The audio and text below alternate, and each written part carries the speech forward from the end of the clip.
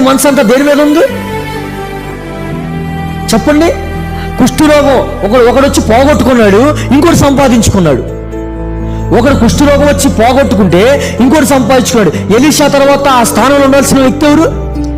గెహజీయే. మరి గెహజీకి ఏమైంది? అప్పటికి అడిగాడు, నా మనసు నీతో రాలేదంటే తెలుసు ఎలీషా పక్కన ఉన్నాడు, ఎన్నో అద్భుతాలు చూశాడు. కానీ మనసు అంతా దేని మీద ఉంది? ఆ డబ్బు మీద ఉంది. మనసు అంతా దేని మీద ఉంది? ఆ పాప సంబంధమైన వాటి మీద ఉంది. మనసు అంతా వేటి మీద ఉంది? వ్యర్థమైన వాటి మీద ఉంటుంది మన మనస్సు.